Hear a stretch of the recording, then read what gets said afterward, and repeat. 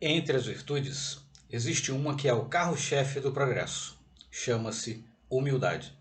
Lamentavelmente, a humildade entrou nesse carreiro que dá interpretação do mesmo modo que as pessoas interpretam mal o amor, a paz, a caridade, a fraternidade.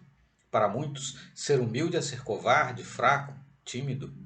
Mas a humildade não tem nenhum compromisso com a covardia, nem com a tibieza ou a timidez. É uma virtude ativa e proativa. A criatura humilde não é a quieta, parada, que não fala, não reclama, não chama atenção. A humildade é exatamente aquela que esclarece, orienta, que ilumina, que diz sim, que diz não, sem faltar com a verdade e o amor. A humildade é exatamente a trilha sobre a qual o amor se move. Ninguém consegue amar se não for humilde. A natureza nos dá exemplos notáveis dessa virtude. Basta vermos o sol, basta vermos como o sol trata o pântano, que consideramos simplesmente fétido, um charco mal cheiroso. O sol beija o charco, drena-o e permite que sobre ele nasçam flores e caminhem os homens. Ele se preocupa em atender. A água, medicinal por si mesma, a água pura que nos dessedenta e aos animais e às plantas, tem que atravessar as camadas mais rústicas de pedra, o filtro das pedras, para se tornar útil. Jamais alega cansaço, jamais atira ao rosto de quem as absorve, homens, animais ou plantas, o seu cansaço, o seu desgaste. Onde se encontre, ela cantarola, refresca, hidrata, e ninguém sabe das suas lutas para atender às criaturas. Vemos que depois do temporal que revolveu o solo, quando a calmaria chega, novamente os vegetais crescem sobre tudo que sobrou. É a natureza mostrando sua humildade. É o sol sobre o charco, a água vazando os minerais, as pedras, as rochas, o vegetal crescendo sobre os escombros deixados pelo aguaceiro, pela chuva, pelos temporais, um atestado de humildade. A humildade tem a característica de servir, não de calar, nem de omitir. A humildade é que nos permitiu conhecer a saga de homens notáveis como Martin Luther King Jr. nos Estados Unidos, o negro que não se conformava com o apartheid social norte-americano.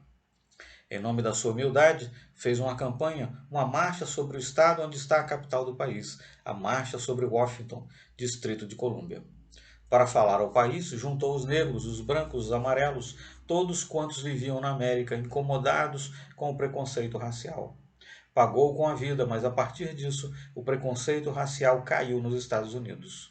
Nova legislação se levantou e o único negro que tem um dia oficial nos Estados Unidos, feriado nacional, é Martin Luther King Jr. Existem pessoas que tentam passar uma imagem de humildade, sendo em verdade muito orgulhosas. Jesus Cristo é o ponto máximo da humildade na terra. Nunca se omitiu, não mentiu, não fugiu. Pelo contrário, por seu amor à verdade, quando os soldados o foram prender no Jardim das Oliveiras, antes que Judas lhe desferisse o beijo, ele indagou: A quem procurais? A Jesus de Nazaré. Aqui o tendes. Eu o sou. Normalmente, a criatura humana trataria de se esgueirar, de fugir. A humildade de Jesus não permitia que o fizesse porque é uma virtude corajosa. Sabe que nada pode empanar a verdade.